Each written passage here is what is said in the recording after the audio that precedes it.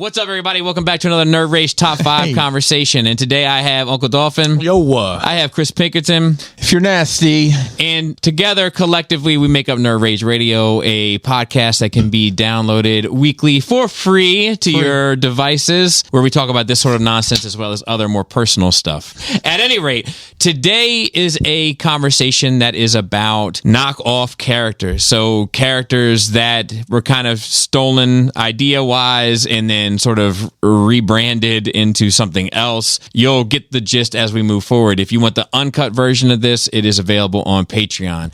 So with that, we're going to start with our number 5, Joey. I'm going to need a education in this. You might know because you guys are in comic books, right? Mm-hmm. For me, it's Swamp Thing / Man Thing. Uh-huh. They're the same thing that came out at the same time. And they look the same, and I can't tell which one is which. Yeah. So they're whoever's the knock of the other is great. So Man Thing has the elephant trunk.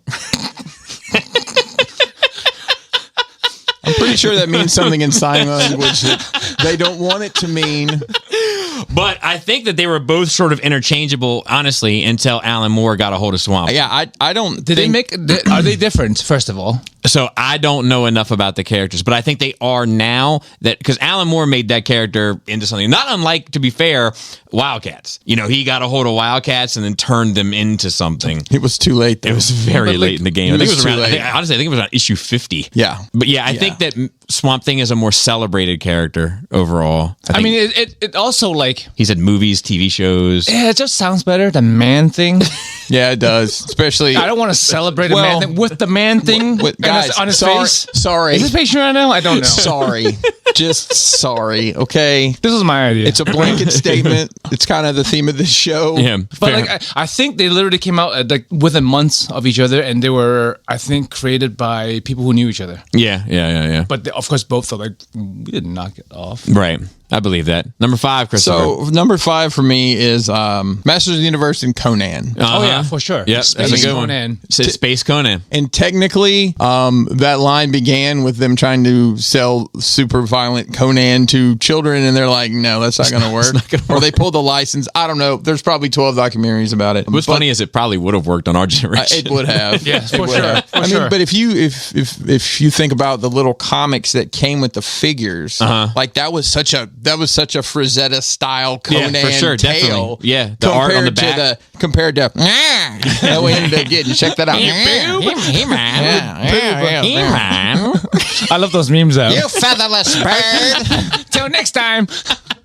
Is with a new twist on an old classic. You know what I mean? It's like sometimes it is that easy where you take the DNA of something and you're just like, okay, but now there's tech. And it completely changes the dynamics of it. I mean, to be fair, a lot of modern like stories are just retelling of old stories. Yeah, definitely. Yeah, there's like 6 stories in the world. That's what they say. Just change a couple things around. So mine is Splinter being a knockoff of Stick from Daredevil. You know, it's definitely Stick, right? The name is a bit on the nose, is it not? You know, Stick. This is a splinter of the stick. But because this is small, you know. But like but he definitely like he does the same thing. Teaches has the wise words of wisdom. Is like a father type figure. It's all the same. But Splinter somehow, I mean, maybe because he looks like a rat, you know. But somehow he has enough individual identity where I never conflate the two. Like I never, like even when I see like, and I'm sure we'll get to some of these later, but like Deadpool, like I see Deathstroke. Almost instantly I think of the other. With Splinter, I never really think of Stick. It's only when I really start to think about it that he pops into my head. True. I didn't even think of it till you mentioned it. I didn't equate those characters. I don't think Stick is as well known as Splinter either. Yeah, 100%. I learned about Stick from the TV show. Ironically, the student surpassed the master. Hey. Number 4, Joseph. Number 4 for me is Lion King. People of our age in the 40s or older would remember a white lion, Kimba. Yeah. Right? There was a cartoon and a manga. Yes. That is exactly, it's Lion King. So it's Simba. They have the same villain. Scar, he's got a black mane. His name was Claw instead of Scar. Yeah. But it's the same thing. But like, no, like everyone gave it a pass. That one's almost like a twofer, right? Because it's the story of Hamlet. You know what I mean? Like Yes. ultimately. Yes. And then there's also like, not only did you take that, but then you took the whole lion motif and everything else and applied it kind of the same way. It's like, and I had no idea. And it's like, I guess on brand for Disney because all the other things are taken from older fairy tales or whatever, but Right. at least they were no copyright. I mean, I'm pretty sure Kimber, Right. it was like the guy is alive and well at the time. And a lot of us knew about it. Number 4, Christopher. So number 4 is wrestling related. Imagine that. Yeah. So we had the Crow. Oh, yeah. Oh, yeah. And Dude. then it's Sting. Dude, I was like at the goth phase in high school. Well, I'm so gothy, but like I loved the Crow. And when Sting became Sting as we know it, I was Yeah. like, what is this? I was very confused. Yeah. And he would be like Hanging out in the and rafters. stuff. I think remember he actually that. had a crow with him a couple times. I don't remember him having he did have actual bird with him? Did he ever get called out on that at the time? No. It's so bizarre. No, I mean everybody Some knew. people just Yeah, get- yeah, yeah. Oh, it's That's one of referred those- to as Crow Sting. Crow Sting. And shout out to Sting. He's 62 years old and he's Doesn't he carry on he's base- still wrestling. I thought But he was it's more of a, like Punisher at some point. Like he had the trench coat and a baseball bat. He did that as well. So Oh, is that it okay? So he evolved just- into its own thing, Yeah. okay. which he still does today. Sometimes when you blatantly knock off something so much that you're unapologetic about it, people won't call you up because he's like, yeah, that's what he's doing. Fair enough. So my number 4 is a character named, I think his name is Alex Regan, but he is the Luke Skywalker character in Last Starfighter. Okay. I didn't remember the name. I don't know the last Starfight. I remember the name of the character. Who has this previous light kind of experience with flying a ship. He's the chosen one. They come get him. He goes on a mission. He goes to fight the bad guys. He destroys the battle station in his spaceship that looks like an X-wing on steroids. Yep. You know, like- That's a good one. I missed that one. I actually saw the movie in the theater. I don't know no why. way. Like it back. I'll give you one. It was yeah. Well, what's funny is, so I always thought the movie was fine, and I enjoyed it as a kid. But I remember my dad telling me like, it's just as good as Star Wars, and me looking at him like he had 18 hits. Yeah. It's the same as him sending you down to watch Star Trek Oh God, big, and saying it's just like Star Wars. just like it, Joe. That's the just like it. Number 3, to no one's surprise, is one of my old favorites, Deadpool. Yeah. Who is a knockoff parody character. I think it was meant to be a joke. Yeah, I think so too. That was supposed to be a one shot, like get his kicked and never be seen again, but then became very popular. He had a lull, and then he became very popular, like maybe 15 years ago, went away, and then became very popular again, and now it's blew up. And became its own person. So why do you think, even though it was supposed to be a parody and a one shot and all that, why do you think it stuck? He looks cool. Yeah. Looks That's cool. what I was going to say too.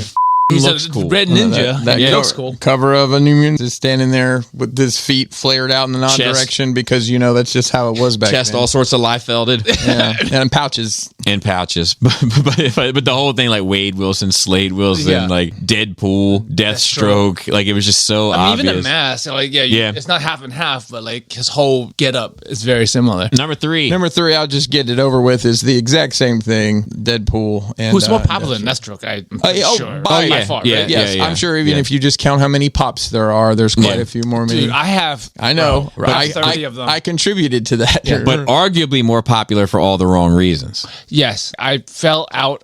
He fell out of my favorite pop culture as thing he and not a became- comic book thing, right? Yeah, and the pop culture thing of him kind of became the lowest common denominator, exaggerated element. And of I him. stopped. I mean, I still like the movie version of him because it's still pretty true to his original character. But in the comic books, like I completely fell out of love with him because of what they've done. He's became a parody of himself, who's already a parody. Correct. Yeah. There's layers. It's sad. There's layers to the It's sad, parody. but, like, My number 3 is Black Cat. That's a good one. That's a good one. From Catwoman. Yeah. And maybe it's a cheat because they were like, hey guys, listen, bear with me. What if we put a really sexy female in black leather and made her act like a cat? Again.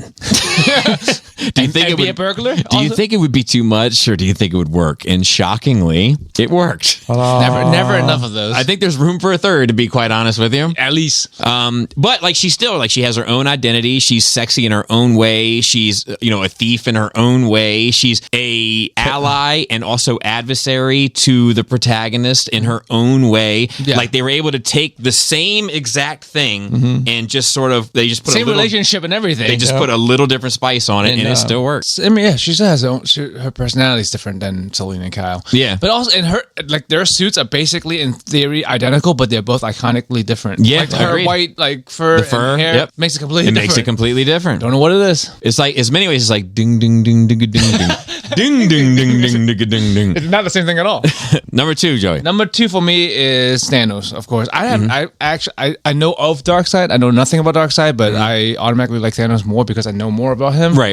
And movie Thanos, to be specific. Yeah. I love movie Thanos. I think in the comics he's kind of like a whatever. They've done more with him in recent years, but initially, like Infinity Gauntlet era, like he was very one-dimensional. He was a super powerful villain, and that was the only thing interesting about him. Yeah, basically. And he was a simp for death, who is actually like in love with Deadpool, which was it was a whole thing. Number 2, numero dos. We're going back to wrestling. Okay, yes. But we're also tying it into early '80s gangster movies. Okay, so we had the Scarface, and then we had Razor Ramon.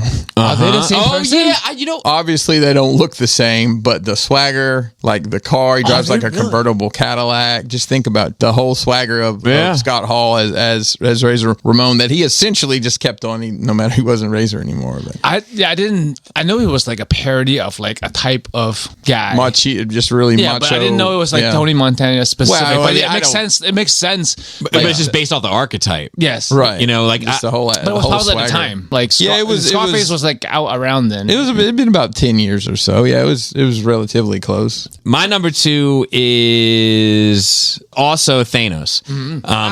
And specifically the movie version and some of the stuff they've done with him more recently in the comics. Once again, they just took Darkseid, who's super compelling on his own. But then the comic book Thanos was just like, I love you.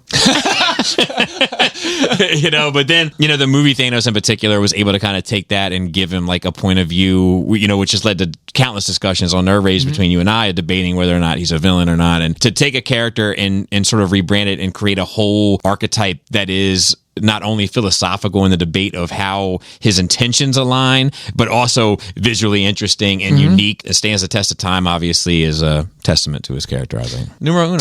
Number 1 is Goku. Goku of Dragon Ball is a complete knockoff of Superman. It's been retconned.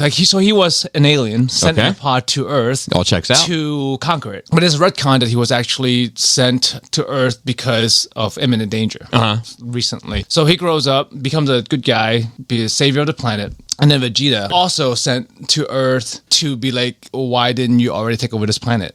Are you slow or something? And then, which much like Zod, right? Yeah. He came to check on stuff, and then that was the main first arc of Dragon Ball Z. Numero 1. Wow. So this is going to be interesting to say. So it's a franchise that knocked itself off. Okay. George Lucas made some movies back in the 70s. He did. And first we had a giant teddy bear. Named Chewbacca, and he was a Wookiee.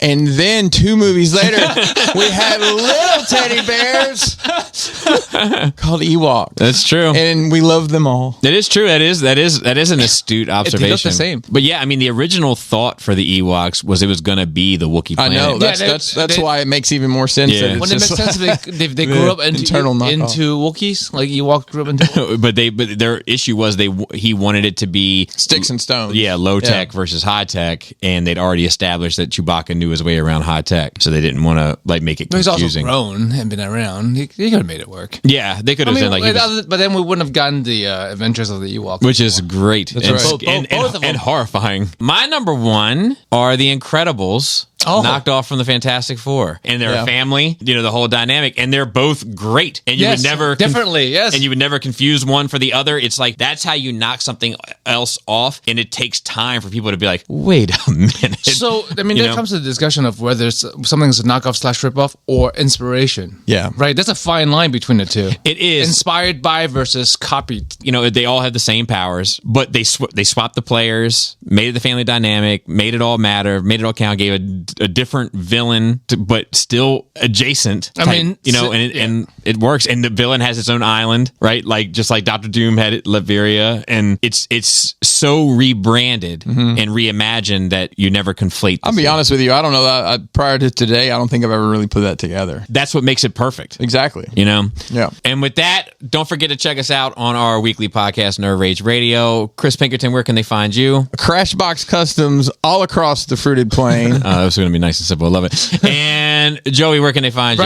Right here on Nerd Rage every week, wherever your favorite podcast can be found, downloaded, streamed, etc. But what is a stream worth? Question for another day. With that being said, flappy lips, tasty toenails, tight trash player.